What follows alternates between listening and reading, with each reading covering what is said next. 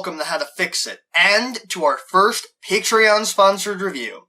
So I'm gonna preface this review by saying I didn't expect anyone to ever take advantage of the $7 Patreon level. I really only put it there for completion's sake, so when I saw the email that someone had pledged that level, I was first shocked, and then really scared. 'Cause if someone was willing to give me money to review something, it had to be really bad. It had to be worse than Man of Steel, worse than the Star Wars Holiday Special, worse than Elf Bowling, if they felt that it was worth $7 to force me to watch. And I was pleasantly surprised. Don't get me wrong, it's still pretty bad, but it's not nearly as bad as I thought it would be. The movie they chose was Condorman, released in 1981 by, of all people, Disney. You know how apart from Disney's special IPs like Mickey and stuff, they also release a bunch of movies that kind of make you do a double take and go, Disney made that? Which is how we got such gems as Unidentified Flying Oddball and Heavyweights. And Condorman, which stars Michael Crawford as the title character. And you may recognize Crawford as being the man who originated the role of the Phantom of the Opera in Andrew Lloyd Webber's stage musical. Condorman is about a comic book writer who gets embroiled in Cold War political shenanigans, and it has a 25% Rotten Tomatoes rating, which puts it above Clifford by a good margin, but also below Blues Brothers 2000 by a good margin as well. So, can it be fixed? Is it truly an action-adventure romantic comedy spy story as the poster promises? Will this review be worth the $7 that the patron paid? Let's find out. This is Condorman.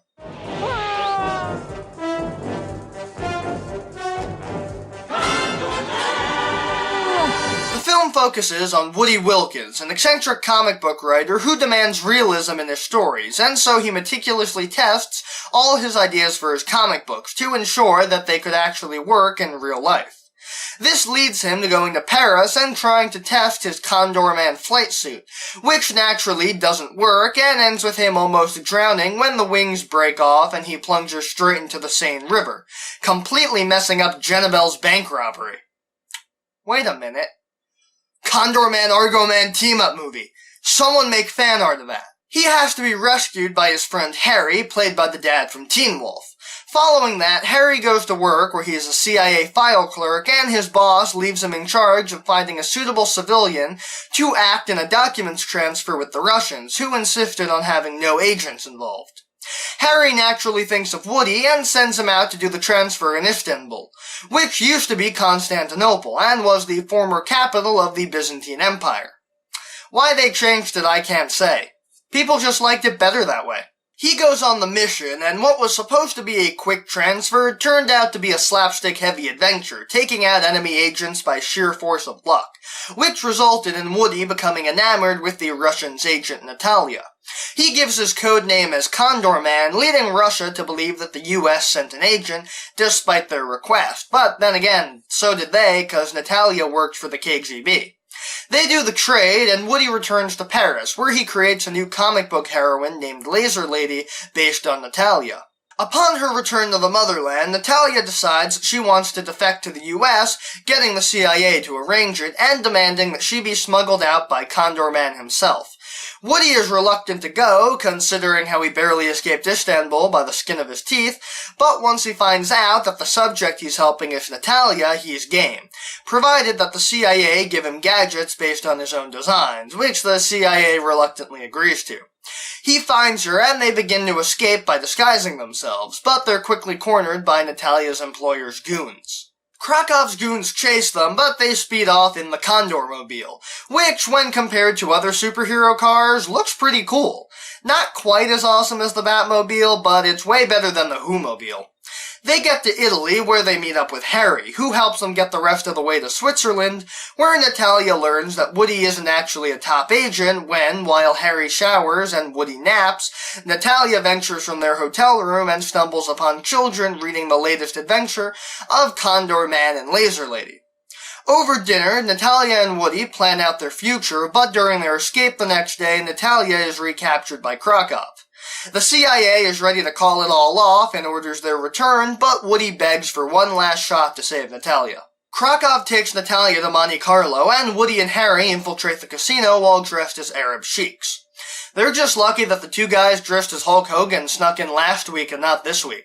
Woody finds her, but because of Krakow keeping a close eye on her, she can't reveal her true feelings to Woody, which leaves him discouraged, until she offhandedly mentions something that they discussed in Switzerland, revealing that she still loves him, and he sets off on the final plan. They detonate a bunch of explosives, and in the ensuing chaos, Woody is able to get Natalia back from Krakow.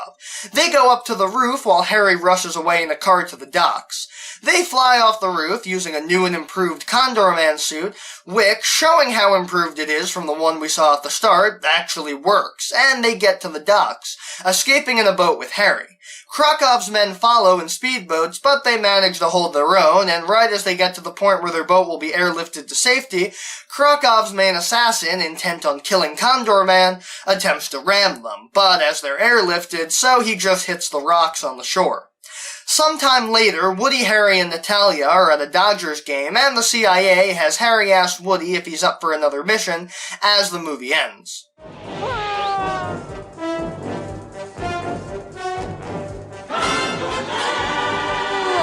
Right off the bat, we got a fairly impressive opening sequence. It was almost like Grease is the Word without the dulcet tones of Frankie Valli.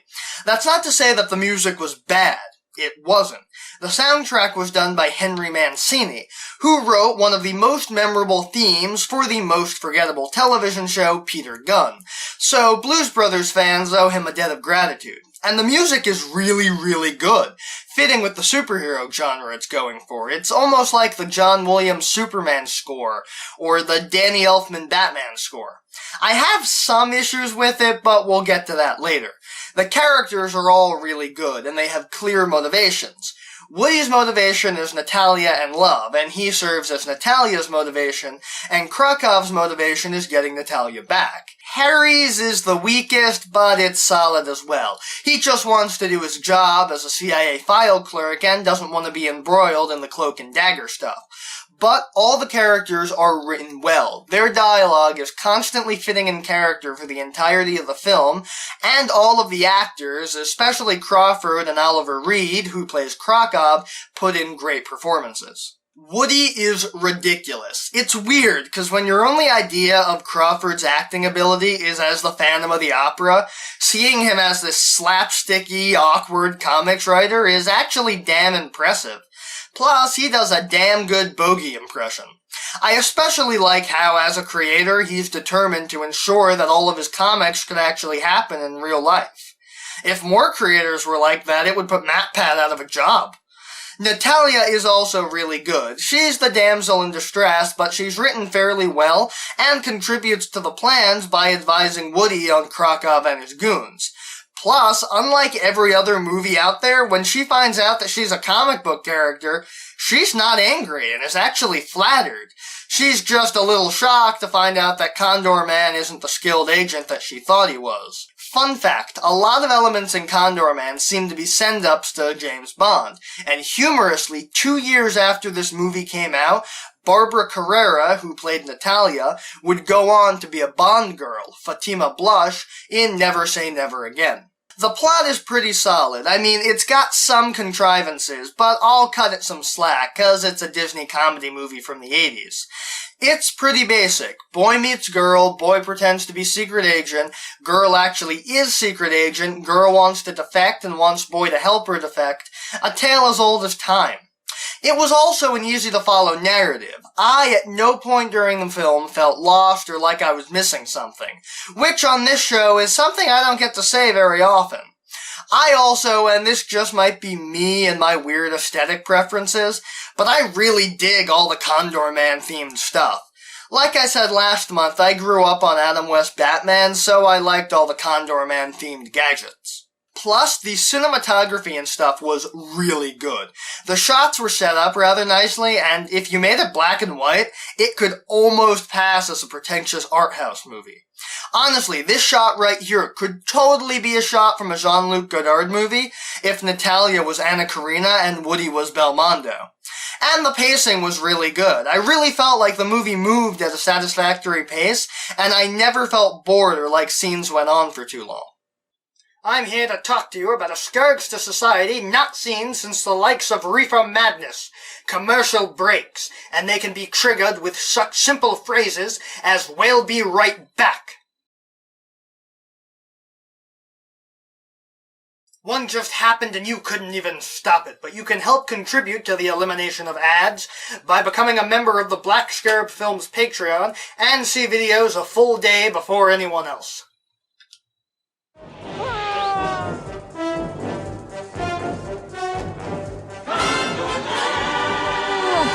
For starters, the music is too repetitive. You can get away with using the John Williams Superman theme for every big fight and flight scene, but Condorman hasn't established himself yet, and even if I do like the song, it is way too overused. Aside from that, the movie is almost too campy and cheesy. Not entirely too much, but it seems to be campy and cheesy sometimes in the wrong place. I mean, it's funny that Harry is put in charge of the document swap, but he's a file clerk, and that's a delicate diplomatic mission. That's like having the janitor at a hospital perform open heart surgery. Why was he put in charge of that? I mean, I get the comedic value, but this was the Cold War. That's a serious matter. And was having Harry involved with the mission later on, helping Woody and Natalia escape, part of Woody's stipulations, or just because he knew Woody? Because I think I'd have put a top agent on standby for that, considering that Woody is untested and only managed to make it out of Istanbul without having been shot and stabbed sheerly through beginner's luck. It would have made a lot more sense to have a seasoned guy alongside him in case things got heavy.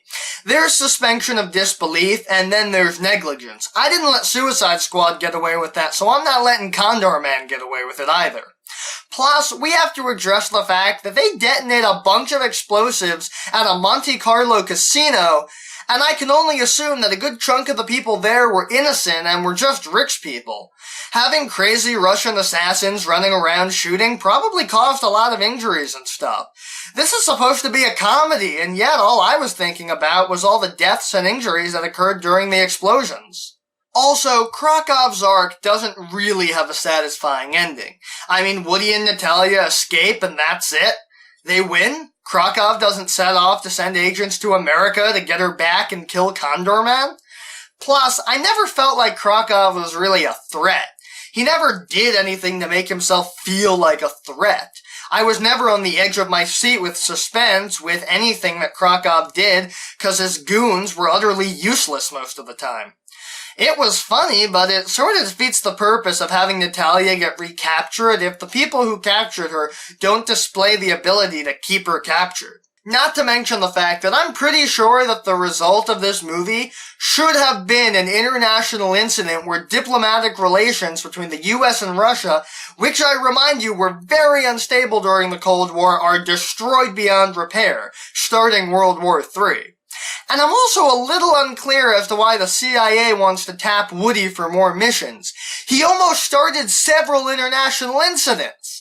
I'd expect the CIA to haul him off to a black site to make sure he doesn't write a comic book about the whole Krakow thing. I also think that there were some issues with extraneous scenes, like that dancing scene where Natalia and Woody have their heart-to-heart. Harry gets dragged off to dance with this woman, and we never see her again.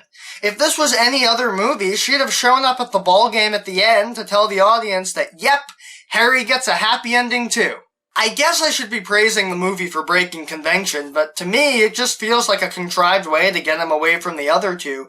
That could have been achieved with him making a phone call to the CIA or something. Speaking of Harry, I don't feel like they developed his character very well. We learn a lot about Woody and Natalia, but I feel like we don't really know anything about Harry other than his job, and that he's not a very confident field agent. Like that bit with the woman he danced with could have been a way to expand on him, which the movie didn't take. Other than that, the movie is pretty decent.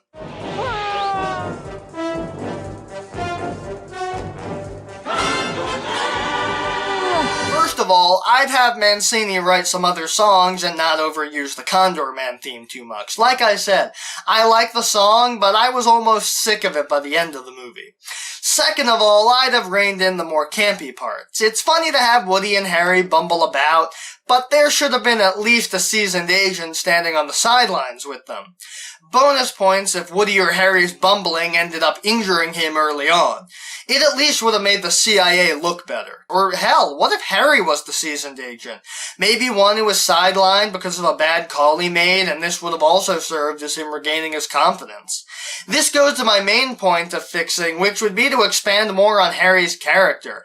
Maybe learn more about him other than his job, and then maybe expand on his relationship with that woman.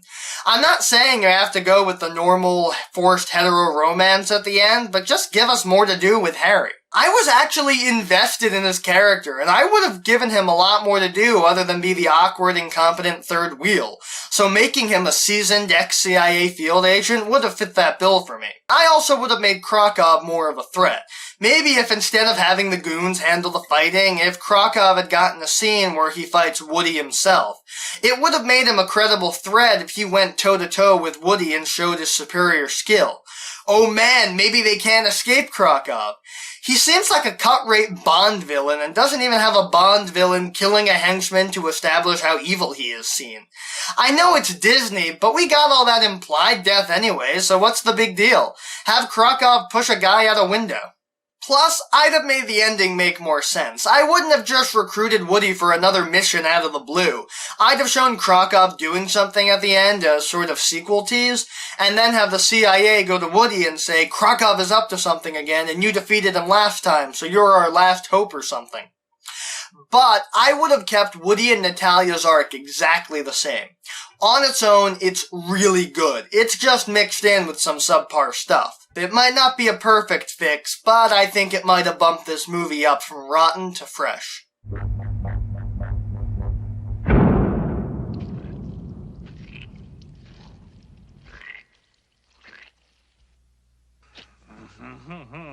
And that was Condorman. Was it good? Not really, but I actually really enjoyed it. Sure, it's rough around the edges, but it has some genuinely good characters, a decent plot, and a lot of funny scenes. I mean, that entire wedding scene where they escape the assassins by saying that Natalia is already married to the groom, that causes the whole room to erupt into chaos, is hilarious. Overall, the movie is a decent watch, and it's worth the price of admission alone just to see Michael Crawford as this bumbling guy in over his head. I probably wouldn't give it a second watch, but it's decent enough that I don't regret watching it. And I think a lot of you guys would also get a kick out of it. There's a lot that could have been done to improve it, but I think as it stands, it's a subpar, yet still enjoyable flick. My version with ex-agent Harry would have been way cooler though. Anyway, that's all the time we have for today. I just want to say thank you for watching, and thank you to the patron who requested this review. I hope I did Condorman justice. Or not, depending on how you feel about it. If you'd like to see more episodes of How to Fix It, you can hit that subscribe button and check out the channel for other videos. Also, hit that bell icon if you want to be notified of new uploads. If you have any comments or complaints about the video, you can put those in the comment section below. And if you enjoyed this video, show it to your friends and share it around the internet. And maybe consider supporting the show on Patreon. There are more request slots open and many other perks you can get for becoming a patron. See you next time.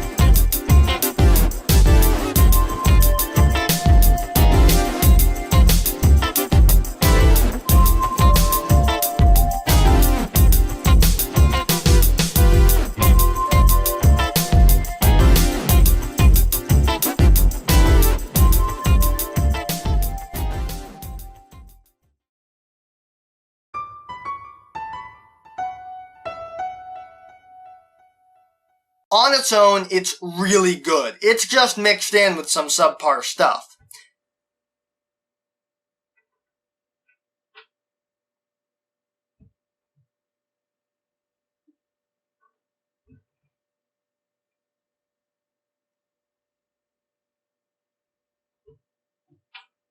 Jackie, come on.